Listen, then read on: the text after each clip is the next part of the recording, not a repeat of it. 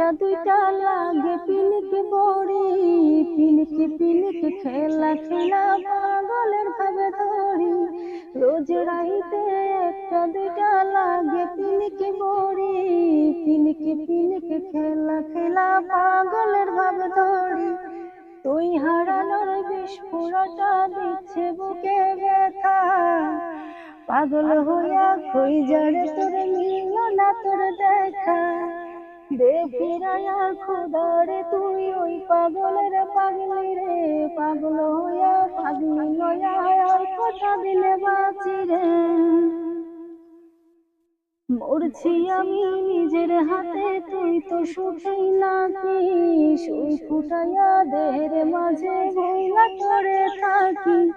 মরছি আমি নিজের হাতে, তুই তো সুখেই নাকি, সুই ফুটাইয়া দেহের মাঝে বইলা করে থাকি। আজ বুকের মাঝে বিস্ফোরণটা করছে না টন টন, নিস্তেজ হয়ে যাচ্ছে বুঝি আমার দেহ মন। আজ নেশার ঘরে আবেগ দিয়া মাতাল হইয়া আবেগ জমাইছি, সেই আবেগে তার খোঁজে পাংখা লাগাইছি। আজ নেশার ঘরে মাতাল হইয়া আবেগ জমাইছি, সেই আবেগে তাহার খোঁজে পাংখা লাগাইছি। রোজ রাইতে একটা দুইটা লাগে পিনিক খেলা খেলা পাগলের ভাবে ধরি।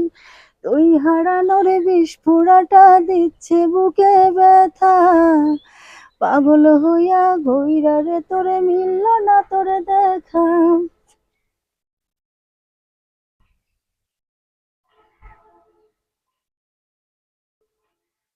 কি অবস্থা ডলি আপু, সুন্দর গান গাচ্ছিলেন। ওই সুন্দর গান গাই ভাই, হ্যাঁ, কষ্টের জীবন কষ্টের গান গাই, সুন্দর গান কোথায় গাইলাম। এত কষ্ট কেন ডলি আপুর? মানুষ মাত্রই তো ভুল ভাই, মানুষের জীবনেই তো অনেক দুর্ঘটনা ঘটে থাকে। আচ্ছা ডলি আপু, কিসের এত কষ্ট বলেন তো? আমার জীবনে অনেক কষ্ট পাইছে ভাই, এই কারণে মনটা ভালো না তো। কেন, কি কষ্ট এত আপনার? সেটা দর্শক ভাইরা আমার চেহারা দেখলেই বুঝতে পারবো। আগে আমার কিছু ভিডিও আছে ইউটিউবে, তারা দেখছে আমি তখন হাসি খুশি ছিলাম, খুব চঞ্চলা ছিলাম। আর আমার মনে যতই কষ্ট থাক, আমি তারপর সবার সামনে আমি হাসি খুশি থাকি।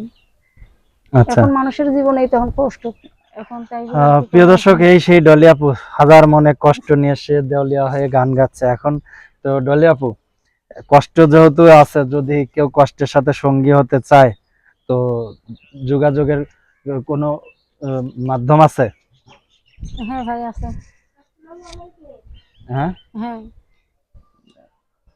তো দিনকাল কেমন যাচ্ছে আপনার?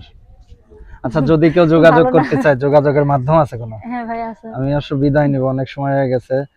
তো নাম্বারটা বলতে পারবেন? হুম। আচ্ছা, নাম্বারটা বলেন তো একটু। 01 তারপর? 8 700 হুম। 30512।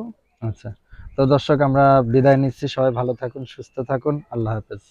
তবে ডলি আপার নতুন একটা পর্ব আসবে কিছুদিন পর।